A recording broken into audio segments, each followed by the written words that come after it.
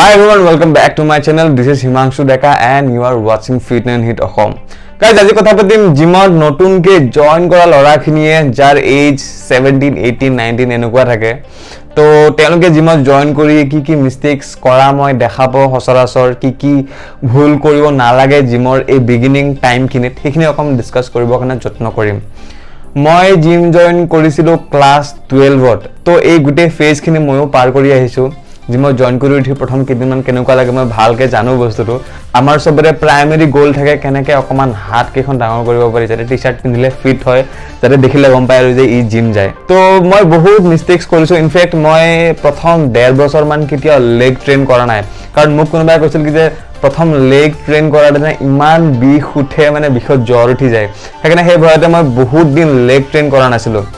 আৰু এইখিনি টাইমত 2010-11 এইখিনি টাইমত আমি নেট কেফেত গৈ পেলাই ইউটিউব চাইছিলো।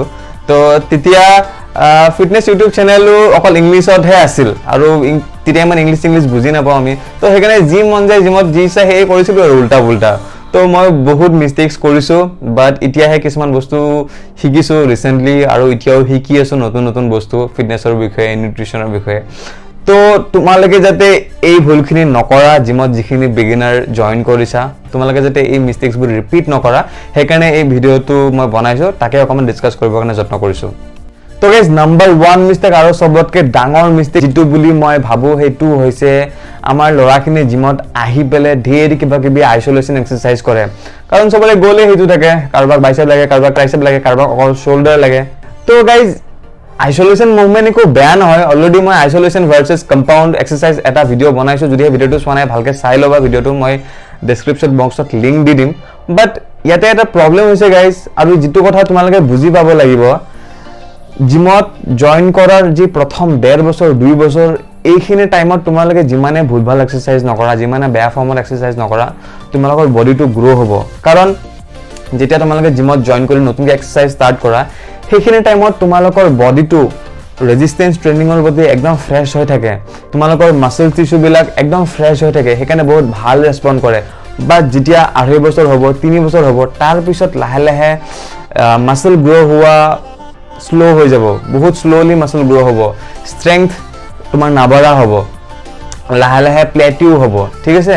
তো এই প্লেটিউ হিট হোৱাৰ আগতে যি বিগিনিংৰ টাইমখিনি এই টাইমখিনি ভালকে ইউটিলাইজ কৰা কাৰণ এই টাইমখিনি গাইজ বহুত ম্যাজিক্যাল টাইম এইখিনি টাইমত আমাৰ বডিটোৱে বহুত ভালকে ৰেসপন্ড কৰে বহুত ভালকে গ্ৰো কৰে। তো গাইজ আমাৰ যিখিনি মেইন কম্পাউন্ড এক্সাৰসাইজ আছে সেইখিনিতে তোমালোকে মন দিয়া উচিত ফৰ ওভাৰঅল মাসল গ্ৰোথ আৰু ষ্ট্ৰেংথ বিল্ড কাৰণ ইন এ লং ৰান এইখিনি এক্সাৰসাইজ কৰিয়ে পিছত তুমি ফাৰ্দাৰ মাসল আৰু ষ্ট্ৰেংথ বঢ়াবৰ কাৰণে ট্ৰাই কৰি থাকিব লাগিব। মেবি তুমি প্ৰথম 6 মাহ 7 মাহত তুমি ফ্লাই এক্সাৰসাইজ কৰিও চেষ্ট মাসল গ্ৰো কৰিব পাৰা বাট আফটাৰ 3 ইয়াৰ্স 3.5 ইয়াৰ্স তুমি হেভি বেঞ্চ প্ৰেছে কৰিব লাগিব ফাৰ্দাৰ মাসল গ্ৰোথ কৰিবৰ কাৰণে ফাৰ্দাৰ প্লেটিউ ব্ৰেক কৰিবৰ কাৰণে ঠিক আছে।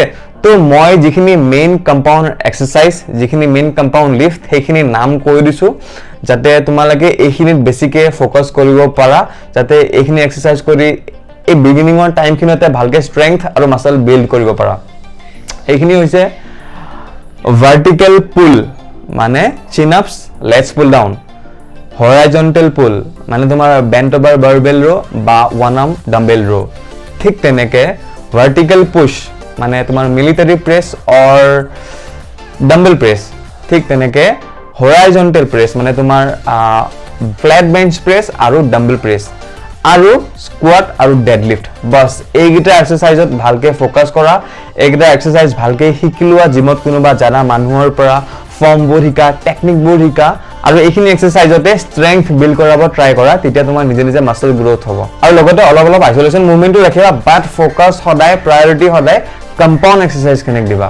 তো গাইজ নাম্বাৰ 2 মিস্টেক হৈছে আমাৰ লৰাখিনিয়ে জিমত আহি পেলে বেছিভাগ মেচিনখিনিত ষ্টিক হৈ থাকে মেচিনখিনিতে গোটেই এক্সাৰসাইজখিনি ফিনিশ কৰে। মেচিনত এক্সাৰসাইজ কৰা একো বেয়া নহয় বাট মেচিনত এক্সাৰসাইজ কৰিব তেতিয়া দিয়া হয় সাপোজ যদি এজন লৰা প্ৰথমবাৰ জিমত আহিছে তো তাকতো তুমি প্ৰথম দিনা আহি পেলে বেন্ট ওভাৰ বাৰবেল ৰো মাৰিব দিব নোৱাৰা কাৰণ বেন্ট ওভাৰ বাৰবেল ৰো টেকনিক ফৰ্ম শিকোতে বহুত টাইম লাগি যায়। তেনেকুৱা লৰাখিনিক বা তেনেকুৱা ক্লায়েন্টখিনিক মেচিনত এক্সাৰসাইজ কৰিব দিয়া হয় যাতে লাহে বডিটোৰ অকমান ষ্ট্ৰেংথ বঢ়ে যাতে লাহে বডিটো ইউজ টু হয় ট্ৰেডিংৰ প্ৰতি। বাট মেচিনৰ এটা প্ৰবলেম আছে গাইজ ধৰা তুমি স্মিথ মেচিনত বেঞ্চ প্ৰেছ মাৰি আছা, তেতিয়া স্মিথ মেচিনৰ বাৰডাল য'ত কানেক্ট হৈ থাকে সেইটো তোমাৰ অকল এটা পইণ্টতে মুভ কৰিব, ফ্ৰীলি মুভ কৰিব নোৱাৰা তুমি হাতখন। সাপোজ ধৰা তুমি স্মিথ মেচিনত বেঞ্চ প্ৰেছ কৰি আছা, তো বাৰডাল ইয়ালৈকে আহিব, ইয়ালৈকে আহি চিধা বাৰডাল চিধা এটা ডাইৰেকশ্যনতে মুভ কৰিব। বা যেতিয়া আমি ফ্ৰী বাৰত বেঞ্চ প্ৰেছ কৰোঁ তেতিয়া বাৰডাল যেতিয়া তললৈকে আনো, ইয়ালৈকে নিপল লাইনলৈকে আনিছোঁ, তাৰপিছত যেতিয়া আমি উঠাওঁ আমাৰ শ্বল্ডাৰটো ষ্ট্ৰেইট কৰি দিওঁ, মানে তোমাৰ বাৰডাল অলপ মুখৰ লাইনত আহি যায়, মানে ফ্ৰী মুভ কৰিব পাৰে বাৰডাল, ঠিক আছে। সেইটো স্মিথ মেচিনত নোৱাৰে। আৰু ঠিক তেনেকৈ স্মিথ মেচিনত বডিটো একো ষ্টেবিলাইজ কৰাৰ দৰকাৰ নাই, কাৰণ বাৰডাল লকড হৈ আছে, ক'তো পৰাৰ একো টেনশ্যন নাই। বাট যেতিয়া আমি ফ্ৰী বলত এক্সাৰচাইজ কৰোঁ বাৰডাল ইফালে পৰি যাব বা সিফালে পৰি যাব, এনেকুৱা কৰিব নোৱাৰোঁ। আমি বাৰডাল ষ্টেবল কৰিব লাগে, তেতিয়া আমাৰ বডিৰ অভাৰঅল ষ্টেবিলাইজেশ্যন আৰু কোঅৰ্ডিনেশ্যন বাঢ়ে। সেইকাৰণে গাইজ কম্পাউণ্ড মুভখিনি বা ফ্ৰী ৱেইটখিনি সদায় মেচিনতকৈ সদায় বেটাৰ। তো মেচিন এক্সাৰচাইজৰ ৰাখা, ছাপ'জ ধৰা যেতিয়া আমি বেক ট্ৰেইন কৰোঁ তেতিয়া আমি লেটছ পুল ডাউন মাৰিবই লাগিব, বা যেতিয়া আমি লেগছ ট্ৰেইন কৰোঁ তেতিয়া আমি লেগ প্ৰেছ কৰোঁ মেচিনত। তো মেচিনৰ এক্সাৰচাইজবিলাকো ৰাখিব লাগিব, বাট ফ'কাছ আৰু প্ৰায়ৰিটি সদায় কম্পাউণ্ড মুভখিনি দিব লাগে। নম্বৰ 3 মিষ্টেক হৈছে গাইজ ছাপ্লিমেণ্টছ। আমাৰ ল'ৰাখিনিয়ে ছাপ্লিমেণ্ট বস্তুটো এনেকুৱা কিবা মেজিকেল বুলি ভাবে যে এইটো মানে কনজিউম কৰি থাকিলে বহুত সোনকালে 2-3 মাহৰ ভিতৰত আমাৰ বডিটো কিবা মেজিকেল ট্ৰান্সফৰ্ম হৈ যাব, বহুত মাচেলছ আহি যাব। আৰু ইনফেক্ট মই মোৰ মতে কি ভাবোঁ যে মই অলৰেডি যেনেকৈ কৈ আহিলোঁ, প্ৰথম সময়খিনিত আমাৰ বডিটো গ্ৰ' হয় তুমি যিমানে ভুল ভাল এক্সাৰচাইজ নকৰা। মেবি ল'ৰাখিনি সেইকাৰণে ভাবে যে ছাপ্লিমেণ্ট খাই থকাৰ কাৰণে চাগে ইমান ভাল ৰিজাল্ট আহিছে, ইমান সোনকালে গ্ৰ' আহিছে। তেনেকুৱা একো নহয়। এটা কথা সদায় মনত ৰাখিবা, তুমি যদি হুৱে প্ৰটিন 1 স্কুপ লোৱা দিনটোত এবাৰ, তাৰ মানে you are just adding 25 grams of protein to your diet, বাছ, তাৰ বাহিৰে একো নহয়। আদাৰৱাইজ তুমি বাকীখিনি প্ৰটিন তুমি হোল ফুডৰ পৰাই ল'ব লাগিব, এগছ, চিকেন বা পিনাটছ, এইবিলাকৰ পৰাই তুমি বাকী হোল প্ৰটিনখিনি ল'ব লাগিব। ছাপ্লিমেণ্ট ইউজ কৰিলে বা প্ৰটিন ইউজ কৰিলে জাষ্ট অকণমান প্ৰটিন এড কৰি দিব তোমাৰ ডায়েটত, তাতকৈ বাহিৰে একো নহয়। আৰু গাইজ যেতিয়ালৈকে তোমালোকৰ এইটো মেণ্টেলিটি থাকিব ন যে ছাপ্লিমেণ্ট খালে কিবা হৈ যায়, তেতিয়ালৈকে এইবিলাক BCAA, glutamine, testosterone booster, fat burner, CLA, ZMA, এইবিলাক কিবা কিবি ছাপ্লিমেণ্টত তোমালোকৰ পইচা খৰচ হৈ থাকিব, ঠিক আছে। ইনফেক্ট মই কেইদিনমান আগতে এখন ছাপ্লিমেণ্টৰ দোকানত যাওঁতে মই দেখা পাইছোঁ এটা নতুন ছাপ্লিমেণ্ট আহিছে যিটো ইউজ কৰিলে জিমত বোলে ফ'কাছ বাঢ়ে, জিমত কনচেনট্ৰেশ্যন বাঢ়ে। তো এইবিলাক বস্তু মাৰ্কেটত উলিয়াইছে কাৰণ মানুহে কিনে, কাৰণ মানুহক উল্লু বনাব বহুত সহজ।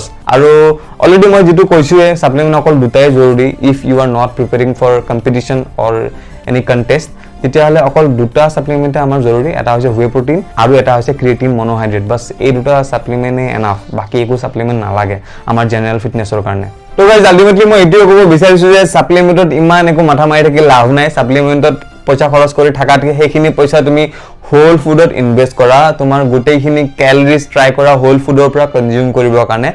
তাৰ পিছত যদি তুমি এফৰ্ড কৰিব পাৰা তেতিয়াহ'লে অবভিয়াছলি এটা ভাল হুৱে প্ৰটিন কিনিব পাৰা, লগতে ক্ৰিয়েটিন ইউজ কৰিব পাৰা, but after 5 and 6 months gym join কৰাৰ পিছত। তো গাইজ আজিৰ কাৰণে এইখিনিয়ে, এই 3টা মিষ্টেকে মই যি মেইনলি দেখা পাওঁ আমাৰ জিমত ল'ৰাখিনিয়ে কৰি থাকে।